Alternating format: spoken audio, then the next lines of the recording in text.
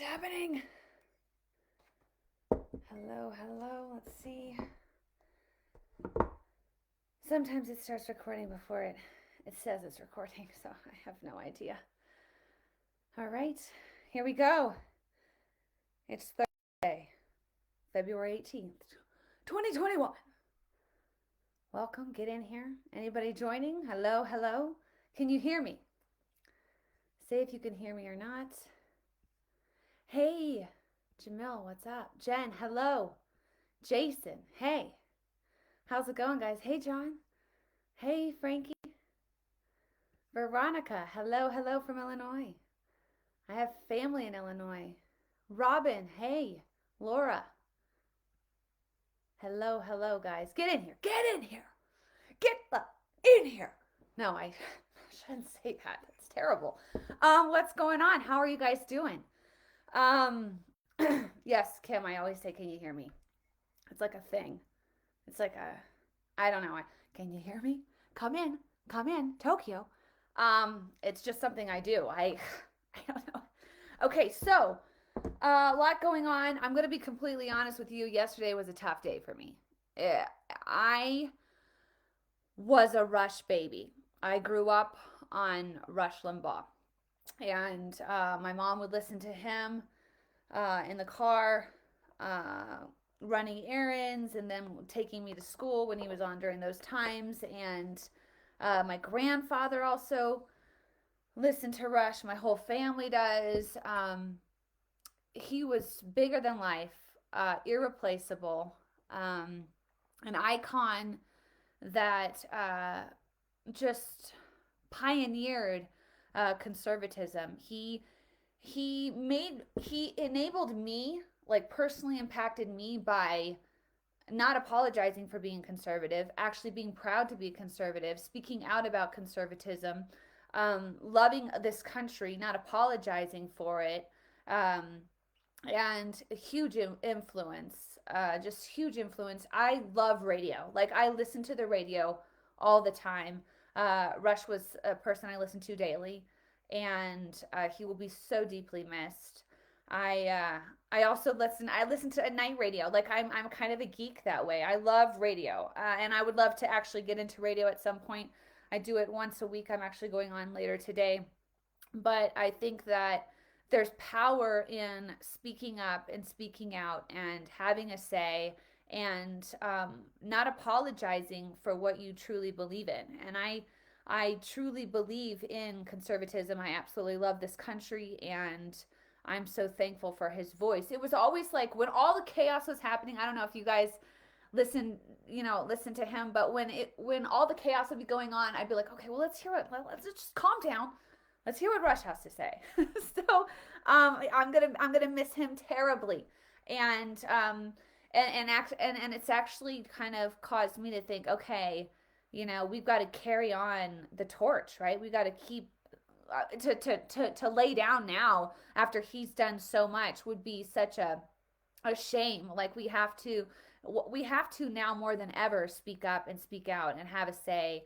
And it's horrible. Like there's a lot of hate and a lot of people hating on Rush Limbaugh. To the haters, you couldn't have listened to him. You couldn't have ever listened to his show because he was extremely likable. He was not racist in any way or bigoted. Like all of these lies that I'm hearing or misogynist. Like I'm hearing all these horrible things, and I'm like, these people that are saying that never listen to him. So it's easy to have an opinion of somebody if you don't give that person any time. And to those people that are hating on him, you never listened, because if you did, you wouldn't never say those things about Rush Limbaugh. He's absolutely amazing. I know that he's dancing in heaven right now. He talked often about his relationship with Jesus and his walk with God, and I know that his talent is being returned. It was on loan and it's being returned, and I'm so thankful for him. So I wanted to I wanted to start off with that. Yes.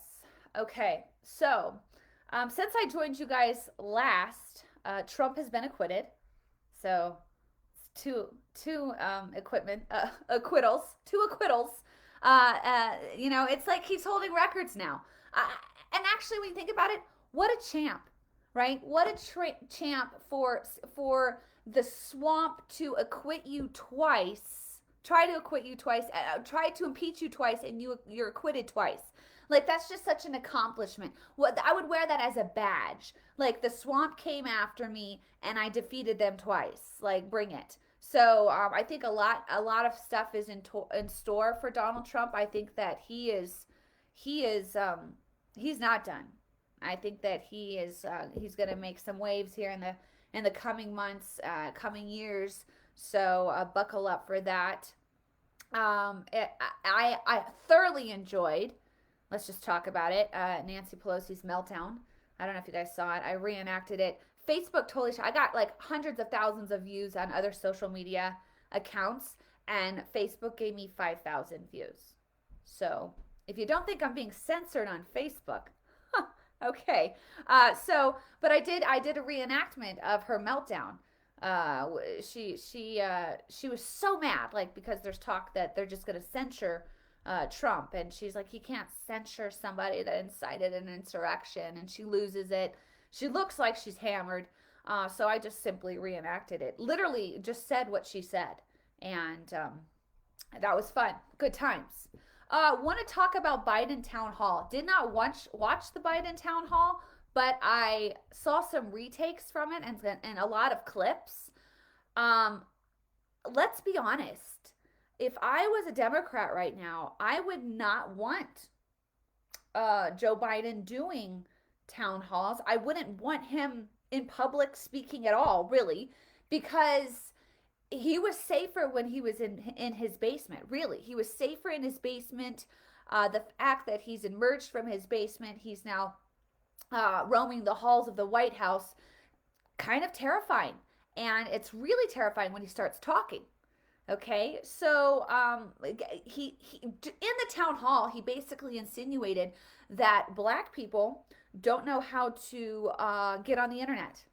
Yeah, if you're hearing racist things about Rush Limbaugh, you might want to tune into the guy that's in the White House right now. Okay, this guy literally insinuated that black people do not know how to get on the internet. If I was a black person, I would be so incredibly offended by this.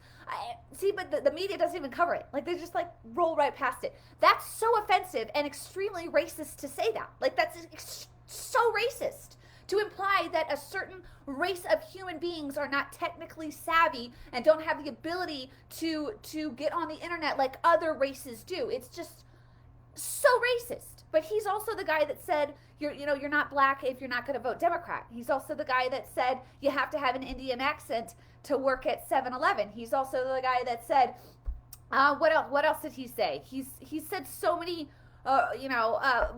poor kids are just as smart and talented as white kids. I mean, the guy has a long series of racist, totally, unbelievably, like racist, horrible things that he said, and people are just like he gets a pass because he's Democrat and the media loves him. So if you want to talk about racism, just look at the guy in the White House, okay? And if I was a minority of any kind, I would be so floored at his comments, okay? But this don't even get me started on the town hall because then he went on.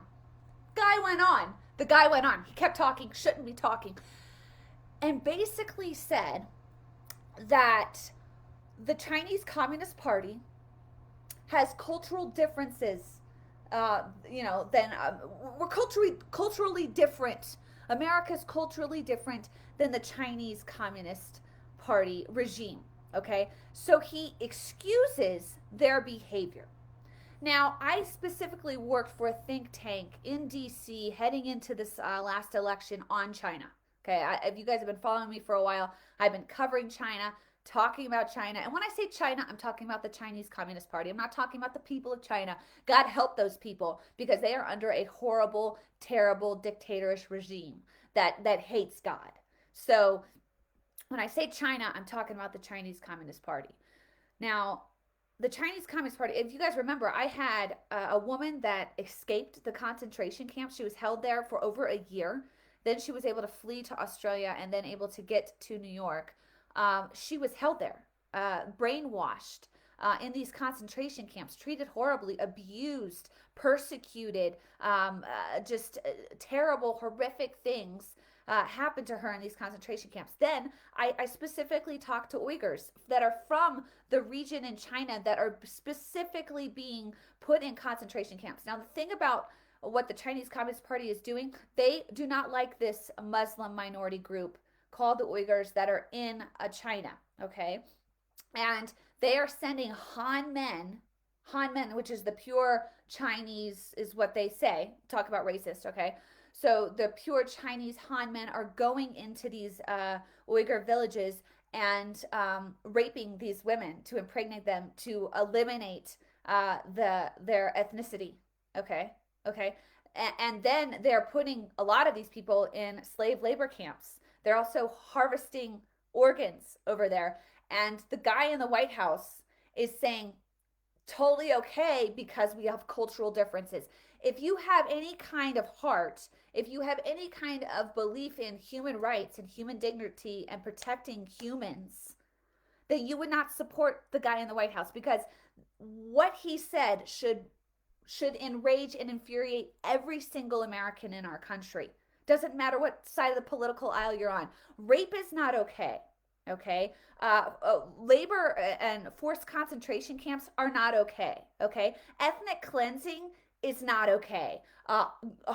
Organ harvesting, not okay. Not okay. It's just not okay. Okay, slave labor, not okay. And if you're okay with that, then please don't come at me and talk about how you're a human rights advocate, because you're not. You're just not. So that's the guy in the White House right now. Okay. And if you don't think he's owned, you're blind. Like, you literally are blind. And I can't help you. So, not okay. What else do I want to talk about? Oh, yeah. Biden, he also said that we didn't have a vaccine before he got, into the office. Like, we didn't have a vaccine. There's pictures, and I'm going to post a meme later of him getting the vaccine on December 21st, his first shot. And then he got the second shot on January 11th. Okay. So that was before January 20th, which was the inauguration. So clearly the guy, not all there, doesn't have any idea what's going on. And he really thought that he created the vaccine. The vaccine is possible because of the Trump administration. Like, the vaccine is possible because of the Trump administration. He was able to cut all sorts of regulation, all sorts of stuff in order to get this thing expedited and put out there sooner than any vaccine has ever been put out there. So, and your thoughts on the vaccine, I'm not going to go into my thoughts on the vaccine and a rush vaccine, because, you just can't say that. But that's beside the point. So, for the Biden administration to take any credit for the vaccine is just crazy. It wouldn't even have been here. We'd still be waiting years from now, had we not declared an emergency authorization and got a lot of the red tape removed in order to get this vaccine out there and ready for the public. So, okay. So this is kind of viral right now. And I woke up to this and I'm like, people are talking about Ted Cruz at Cancun. What does that mean? Like, what is happening? Ted Cruz, Cancun? Supposedly, Ted Cruz was on a flight to Cancun. Now, this is why there's drama, and this is why it's controversy, is because Texas, he's the senator for Texas, and Texas is undergoing quite a crisis right now. I mean, if I have friends in Texas, it's like ice storms, power outages. Okay, and like, to talk about power outages, a lot of Texas is operated, and they receive their energy from solar panels and wind turbines, which have been frozen over, and they're not operating. So thanks to the green new energy. Anyways, a lot of Texas is suffering right now. And we're talking no water, no electricity, horrific conditions, and prayers go out to anybody in Texas right now in this circumstance. I know power is starting to come back now, but it was rough there for a while. And so Ted Cruz is spotted flying to Cancun. So the reason why this is an issue is because he represents Texas. Your state's in crisis, and flying to Cancun. I've gotten some hate because on Twitter I said that I disagree with him flying to Cancun. Now, before people start hating on me, did you know it's possible to disagree with someone's decisions and still support their policies? It's possible. I disagree with Ted Cruz flying to Cancun only because optics are a very important thing. Okay, it's extremely important. You know, yeah, it's like if you're in California and there's a giant earthquake and you fly to Disney World with your family. You should be there. You should be there because you're a leader, right? Leaders are there in the midst of the storm, and it also is a huge opportunity. I don't know who his advisors are, but it's a huge opportunity for camaraderie to form. Okay, hey, we're in this together. We're in this together. We're going to fight this thing. I'm here for you guys. We're going to get the problem solved. I'm meeting with Governor Abbott. We're doing this. Now, I get it that it's a state issue and that he works on the federal level as a senator. But he's also in a position of leadership. And when you're in a position of leadership, you lead. And so go ahead and hate on me for saying that. I like Ted Cruz. I have no issues with Ted Cruz. I disagree with the decision he made here. It's okay to disagree with the decision that our people in leadership make. I absolutely adore Donald Trump. Would he say and do stuff sometimes that I would disagree with? Yes, it's possible. It's possible. Believe it or not, guys, it's actually possible to disagree with people and still like them. But I guess this is a crazy thing to say because the hate people are like, oh my gosh, how could you say that? I said it and I meant it. So it's okay to disagree and still support their policies. Do I love that Ted Cruz supports conservatism, that he's constantly fighting, that he's extremely sarcastic and he throws out sarcasm like I absolutely love? Yes. Yes to all of that. Is he a huge advocate for the Bill of Rights, our free speech, our Second Amendment? Yes. But I disagree with him saying, hey, we're going to fly to Cancun. Now, he's saying that he flew to Cancun only to quickly return. He just wanted to make sure that his family got there safely. I'm not going to get into the details. I disagree with the decision. Still love Ted Cruz. So, and it's okay. It's okay. See, that's a problem. We become so divided and we're so like, everything has to be exactly right. And it's identity politics. And you can disagree with a politician that you like. You can disagree with them. It's okay. Okay, it's okay to debate. It's okay to say, hey, I think it was a great decision that he flew to Cancun. Well, I don't think it was a great. It's okay. And I don't know when this happened. I guess it happened over the last 4 years. It's like suddenly you have to either align with 100% or nothing. And I'm not that person. Okay, so if I like someone and I disagree with what they did, I can still disagree with it and still like them. I know I'm talking about this way too much. Okay, we got it, Rachel. I got it. And we can also we can also completely disagree with Cuomo. I completely disagree with Governor Cuomo right now, and I completely disagree with his policies. And I cannot stand the guy. Okay, he's in a huge scandal. If you guys are following this thing out in New York, he took people that had COVID in nursing homes, were being treated for COVID, then he put them back in nursing homes. I mean, that's where a lot of our energy should be spent, not on the whole Cancun issue, but I wanted to address the Cancun issue because it's a trending topic right now. And so I addressed it. But a lot of my focus and our energy should be spent looking at Governor Cuomo because what he did is criminal.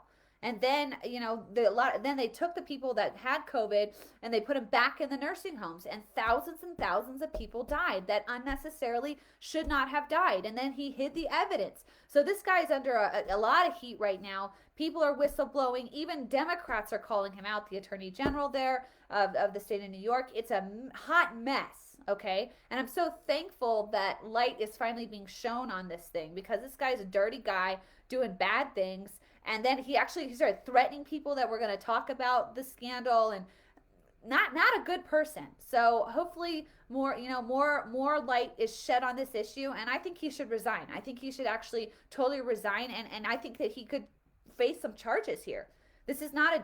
People died because of the decisions he made, and then he tried to hide the evidence for his decision making. So That's just absolutely, it should not, it's horrible.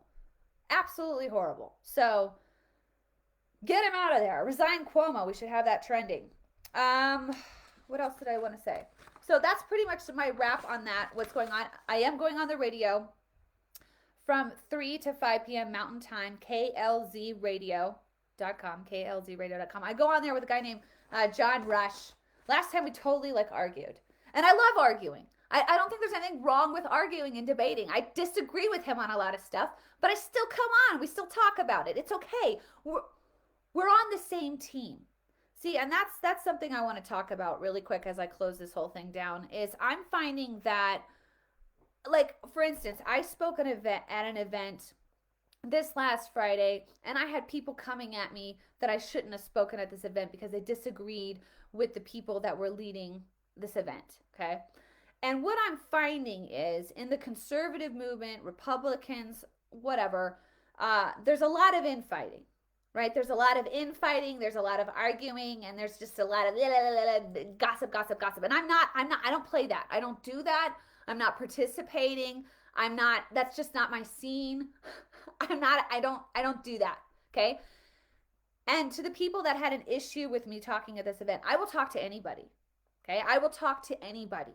I will speak to any audience. I'll speak to a room full of liberals, Democrats, crazies, because it's important for us to be speaking out. It's important for us to have a say. And we have to stop the infighting.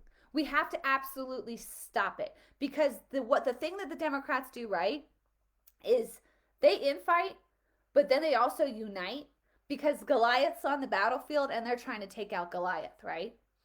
So they unite and go after it.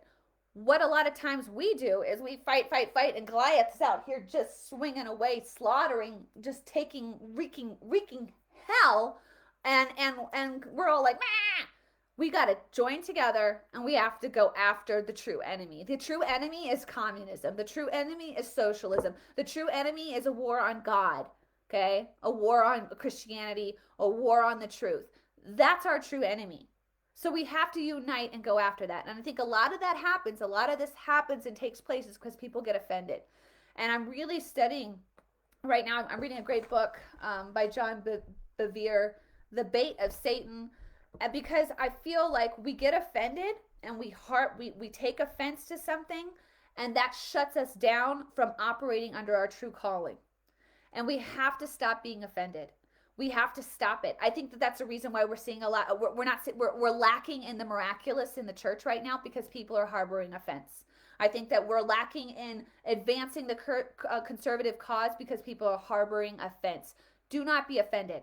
And the other day, I was driving in my car. Well, it's not the other day. It was about 2-3 weeks ago, and I was driving in my car, and I was just listening to praise music, and I was praying, and I was like, God, and I was just praying over my family, praying over my kids, and God specifically spoke to my heart in this moment. He said, Rachel, I can protect you, but you can't have any holes. You can't have any little tiny ways for the enemy to get in.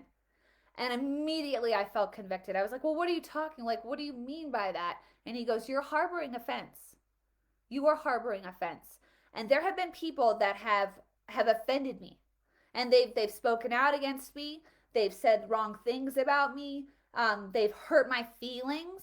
And I thought I had forgiven them, but there was still a little bit there. Still a little bit there. And God completely convicted me on that. And he said, you have to release them. Not for them. He goes, I will deal with them. They will stand before me.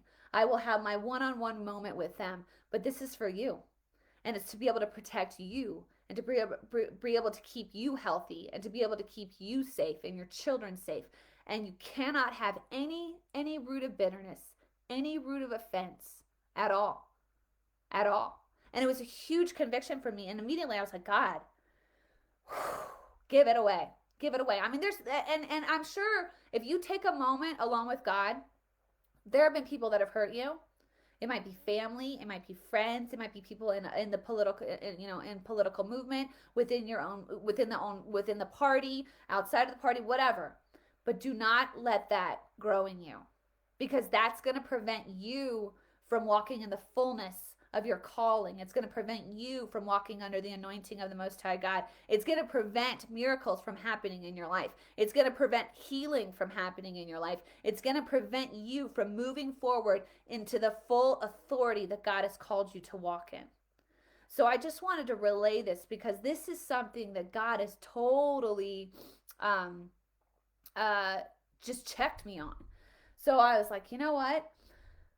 I got to get right because I want to see the miraculous, right? I want to see healing. I want to see the advancement of the conservative cause. I want to see the I want to see God move. And God that can limit God because it opens the door for the enemy. And we don't want any chinks in our armor. None. So that's just what I wanted to say. You guys are awesome. God bless you. Have a wonderful upcoming weekend. And tune in to klzradio.com if you can listen today. I'll be on there. Hopefully I won't be battling it out with John Rush. But listen, and you can argue with people and not harbor. Do you know what I'm saying? Like you can argue and be like, we totally disagree. All right, duh. But don't let it get in here. Don't harbor offense. Don't have that root of bitterness take place because it's going to inhibit you. And that's what God convicted me on because it was like, I was like, but they deserve, and I just want to tell them, and God's like, hey, let them go. I got them. And the whole reason you got to let them go is so I can get you with me and nothing in between us. Okay? Nothing in between us. And that's where we're supposed to be. So, all right, you guys. God bless. Talk soon. Share this video. Bye, guys.